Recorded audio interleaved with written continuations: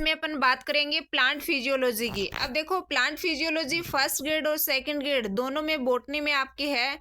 तो आज अपन इसमें प्लांट फिजियोलॉजी की बात करें तो जो प्लांट फिजियोलॉजी है, तो प्लांट फिजियोलॉजी क्या होता है, यानी पादप शरीर क्रिया विज्ञान कि प्लांट्स की समस्त जैविक क्रियाओं मेटाबॉलिज्म की स्टडी को क्या कहेंगे, प्लांट फिजियोलॉजी कहेंगे। यानी पादप के अंदर जो भी मेटाबॉलिक जो क्रियाएं होती हैं उनका जो अध्ययन होता है वही होता है प्लांट फिजियोलॉजी। ठीक है, नेक्स्ट अपन बात करें जो प्लांट फिजियोलॉजी है, तो अपन इसमें बात करें जो फादर ऑफ प्लांट फिजियोलॉजी है, तो father of plant physiology Stephen Hales. Stephen Hales. Next question, father of Indian plant physiology, father of Indian plant physiology है सर जेसी बोस। ठीक है, अब देखो अपन बात करें प्लांट फिजियोलॉजी, यानी इसमें ट्रांसपोर्ट होता है जो पादप हैं इनमें जो वाटर का ट्रांसपोर्ट है, मिनरल्स हैं जो भी, तो हॉर्मोन्स हैं, तो इनका जो ट्रांसपोर्ट है वो प्लांट्स में किस टाइप से होता है। यानी अपन बात करेंगे ट्रांसपोर्ट इन प्लांट्स।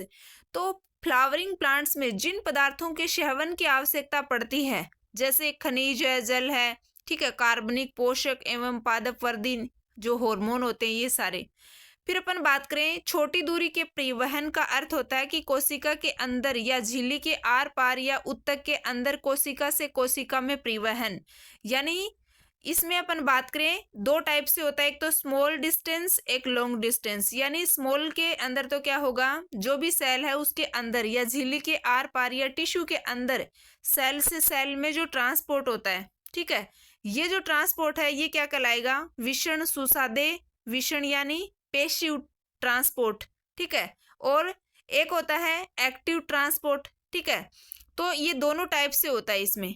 नेक्स्ट अपन बात करें लॉन्ग डिस्टेंस, तो लॉन्ग डिस्टेंस में क्या होगा, इसमें जाइलम और यानी जो लॉन्ग डिस्टेंस जो ट्रांसपोर्ट है वो होता है जाइलम और फ्लोएम के द्वारा।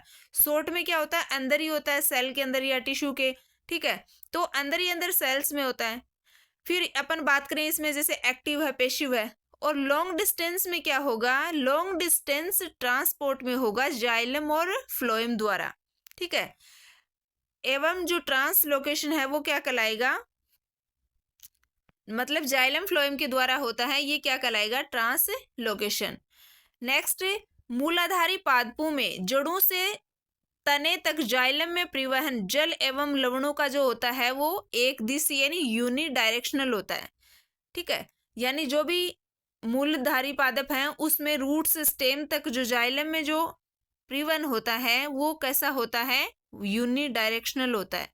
फिर अपन बात करें जो फ्लोएम है उसमें जो ट्रांसपोर्ट है अर्थात जो प्रकाश संश्लेषी पत्तियां हैं उनमें संश्लेषित होने वाले कार्बनिक यौगिकों का जो परिवहन है वो द्विदिशीय यानी पत्तियों से संग्राहक अंगों तक तथा बाद में संग्राहक अंगों से वर्धिशील भागों तक होता है। यानी जो लीव्स हैं उससे ऑर्गन्स तक, ठीक है, और बाद में जो ऑर्गन्स हैं अलग अलग उनसे वापस पार्ट्स तक होता है। ठीक है, जो भी ग्रोथ कर रहे हैं पार्ट्स उन तक होता है। तो इसमें अपन बात करें जैसे जाइलम है रूट से क्या करता है, वाटर और मिनरल्स लेके जाता है इधर पूरे पार्ट्स तक पहुंचाता है, और उधर लीव्स हैं वो फोटोसिंथेसिस करके फ्लोएम के द्वारा प्लांट्स के अलग अलग पार्ट तक फूड का ट्रांसपोर्ट करता है। ठीक है, तो इस प्रकार से अपन बात करें जो ये ट्रांसपोर्ट होता है ये दो प्रकार से होता है। ठीक है, कितने, दो प्रकार से होता है, टू टाइप से होता है। एक तो शॉर्ट डिस्टेंस ट्रांसपोर्ट, एक लॉन्ग डिस्टेंस ट्रांसपोर्ट। ठीक है, अब अपन बात करें जो शॉर्ट डिस्टेंस, अभी पीछे अपन ने बात किया जो ट्रांसपोर्ट है उसमें शॉर्ट डिस्टेंस में क्या होता है वो पेशिव और एक्टिव टाइप का होता है, यानी सेल के अंदर दूसरी सेल तक हो सकता है या सेल के अंदर या टिश्यू के अंदर ही होता है। ठीक है, फिर लॉन्ग में अपन ने बात की कि जो फ्लोएम है जाइलम है इसके द्वारा ट्रांसपोर्ट होता है। तो देखो शॉर्ट डिस्टेंस जो ट्रांसपोर्ट है यह क्या करता है, यदि ये जो परिवहन है वो एक कोशिका के अंदर या एक कोशिका से दूसरी कोशिका तक हो तो इसे बोलते हैं शॉर्ट डिस्टेंस ट्रांसपोर्ट। आप पूछ लिया जाता है शॉर्ट डिस्टेंस ट्रांसपोर्ट किसके द्वारा किस किस विधि से होता है, तो ये होता है पैसिव और एक्टिव। ठीक है, अब देखो अपन बात करें जो पैसिव ट्रांसपोर्ट है, तो पैसिव ट्रांसपोर्ट में अपन बात करें ये जो ट्रांसपोर्ट है वो सांद्रता प्रवणता के अनुसार यानी अधिक सांद्रता से कम सांद्रता की ओर होता है, पहली बात।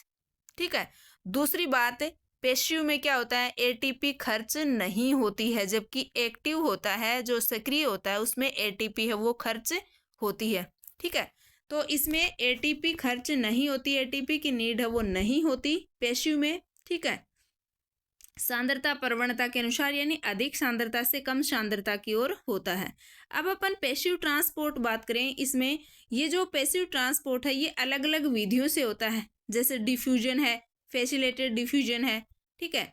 तो अब नेक्स्ट आगे अपन बात करें, सबसे पहले डिफ्यूजन, विषण क्या होता है। तो विषण क्या होता है, जो पदार्थ होते हैं उनके अणु, परमाणु या आयन अपनी अधिक कंसंट्रेशन से कम कंसंट्रेशन वाले क्षेत्र की ओर जो गति होती है उसको क्या बोलेंगे, डिफ्यूजन। यानी जो पदार्थों के अणुओं, मॉलिक्यूल्स, एटम्स, आयंस की अपनी अधिक कंसंट्रेशन से कम कंसंट्रेशन वाले क्षेत्र की ओर होने वाली जो मूवमेंट या गति होती है वो होता है डिफ्यूजन। अब देखो डिफ्यूजन क्या होगा, यानी इसमें ये कब तक होता है, पूछ लिया जाता है। विषण है वो तब तक होता है डिफ्यूजन जब तक इक्विलिब्रियम स्टेज नहीं आ जाए, यानी इसमें गतिक संतुलन, डायनेमिक इक्विलिब्रियम स्थापित नहीं हो जाए। ठीक है। तो तब तक होता रहता है ये। इस समय दोनों दिशाओं में अणुओं की गति समान होती है, यानी दोनों दिशाओं में गति है वो समान रहेगी, यानी नेट गति क्या होगी, इसमें 0 होगी, 0 होगी। ठीक है।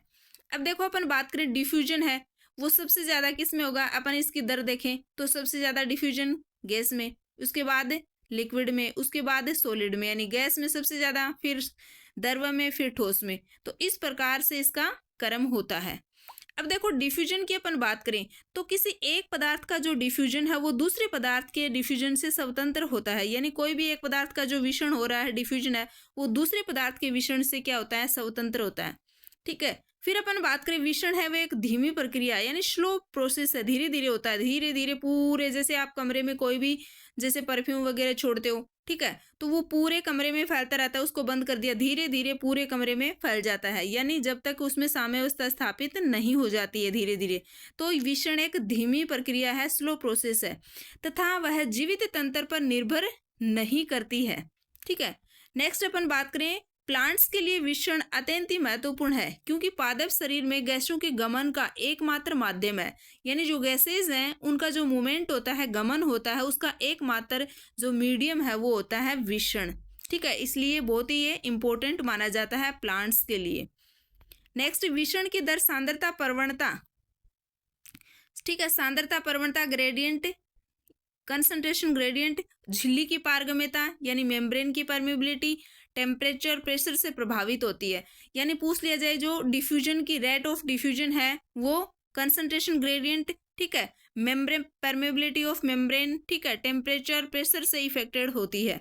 ठीक है। तो ध्यान में रखना कौन कौन से फैक्टर्स हैं जिनसे ये डिफ्यूजन है ये प्रभावित, इफेक्टेड होता है। ठीक है। नेक्स्ट अपन बात करें, विषित होने वाले अणु या आयन विषित होते समय माध्यम या पदार्थ पर दाब डालते हैं, यानी जब डिफ्यूज होने वाले जो मॉलिक्यूल्स, आयंस हैं वो डिफ्यूज होते हैं, उस टाइम मीडियम या कोई भी पदार्थ है उस पर दाब डालते हैं, प्रेशर डालते हैं, उसे बोलते हैं डिफ्यूजन प्रेशर। आपस में जो मॉलिक्यूल्स हैं ये आपस में क्या करेंगे, वहां एक प्रेशर डालेंगे, उसी को बोलेंगे विषण दाब या डिफ्यूजन प्रेशर। अब देखो अपन बात करें, अपने कितने हो गए, पैसिव ट्रांसपोर्ट पढ़ रहे हैं, पैसिव में डिफ्यूजन और फैसिलिटेटेड डिफ्यूजन है। ठीक है। अब अपना डिफ्यूजन हो गया। नेक्स्ट अपन बात करें फैसिलिटेटेड डिफ्यूजन यानी सुसाध्य विषण। अब देखो सुसाध्य विषण क्या होता है, किसी भी पदार्थ का विषण झिल्ली के प्रमुख सहभागी लिपिड में घुलनशीलता पर निर्भर करता है, यानी लिपिड में घुलनशील पदार्थ हैं वो झिल्लिका के माध्यम से तेजी से विसरित होते हैं। ठीक है। तेजी से विसरित होते हैं। जिस पदार्थ का अंश या मोइटी जलरागी होता है, ठीक है, जलरागी होता है, यह झिल्लिका के आर पार कठिनाई से गुजरता है, अतः उनकी गति को सुगम बनाने की आवश्यकता होती है। ऐसे अणु को आर पार करने के लिए झिल्लिका प्रोटीन स्थान उपलब्ध कराती है और ये प्रोसेस क्या कहलाएगी, सुसाध्य विषण कहलाएगी। ठीक है। यानी इसमें मॉलिक्यूल को आर पार करने के लिए जो मेम्ब्रेन है वो प्रोटीन स्थान अवेलेबल कराती है, वही प्रोसेस कहलाती है फैसिलिटेटेड डिफ्यूजन।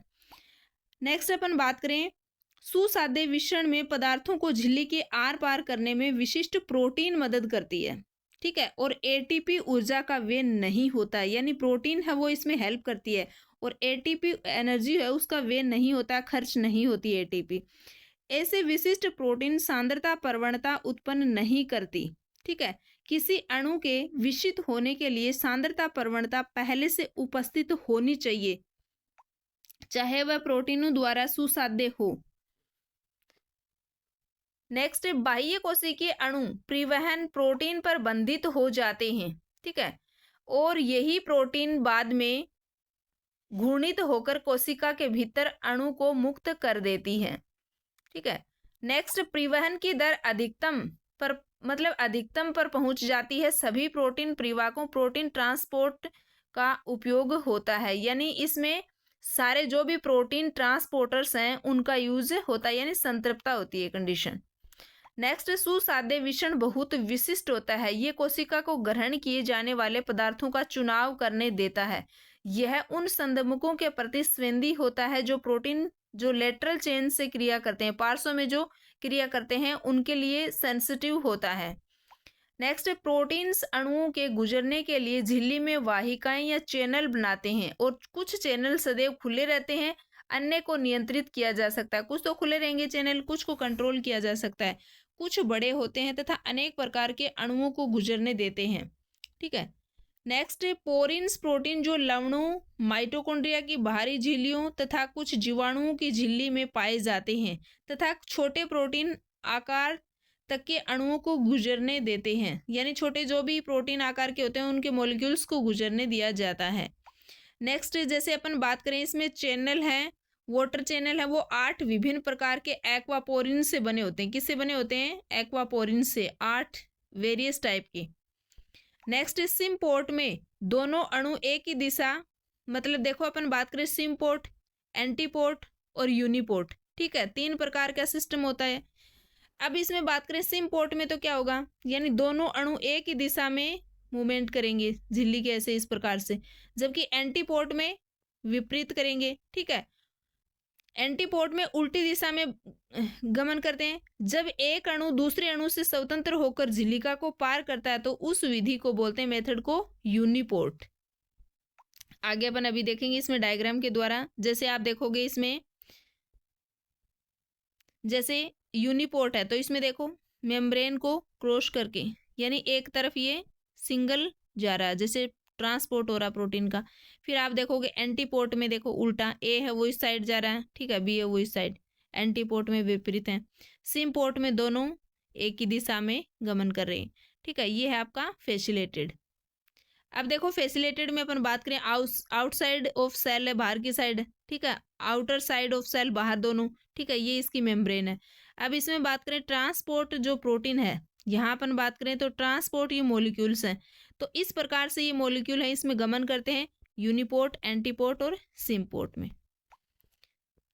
ठीक है, अब देखो अपना पैसिव हो गया। अब अपन बात करें एक्टिव ट्रांसपोर्ट की। ठीक है, दूसरा टाइप है एक्टिव। पैसिव में अपन ने पढ़ा डिफ्यूजन, फैसिलिटेटेड डिफ्यूजन। दूसरा टाइप है एक्टिव ट्रांसपोर्ट। ठीक है, अब देखो एक्टिव ट्रांसपोर्ट में क्या होगा, एनर्जी की आवश्यकता होगी एटीपी की, यानी सक्रिय परिवहनों अणुओं को सांद्रता प्रवणता के विपरीत धकेलने या पंप करने के लिए ऊर्जा का उपयोग करता है। सक्रिय परिवहन झिल्ली प्रोटीनों द्वारा किया जाता है। इस प्रकार झिल्ली में उपस्थित विभिन्न प्रोटीन सक्रिय और निष्क्रिय दोनों प्रकार के परिवहन में महत्वपूर्ण भूमिका निभाते हैं। ठीक है, नेक्स्ट, पंप ऐसे प्रोटीन है जो पदार्थों को झिल्ली के पार ले जाने में ऊर्जा का उपयोग करते हैं। ये पंप पदार्थों को कम सांद्रता से अधिक सांद्रता की ओर धकेल सकते हैं, यानी इसमें अपहिल ट्रांसपोर्ट, शिखरोपरि परिवहन भी इसको बोलते हैं। ठीक है, कम सांद्रता से अधिक सांद्रता की ओर धकेल देते हैं। नेक्स्ट, परिवहन की दर उच्चतम होती है जब सभी परिवहन प्रोटीन उपयोग में आते हैं। एंजाइम्स को परिवहन या वाहक प्रोटीन भी विशिष्ट होते हैं कि वे किस पदार्थ को झिल्ली के पार ले जा रहे हैं। ये प्रोटीन्स उन निरोधकों के प्रति संवेदी होते हैं जो प्रोटीन पार्श्व श्रृंखला से क्रिया करते हैं। तो ये होता है एक्टिव ट्रांसपोर्ट। ठीक है, धन्यवाद। अगली क्लास में अपन आगे का पार्ट करेंगे।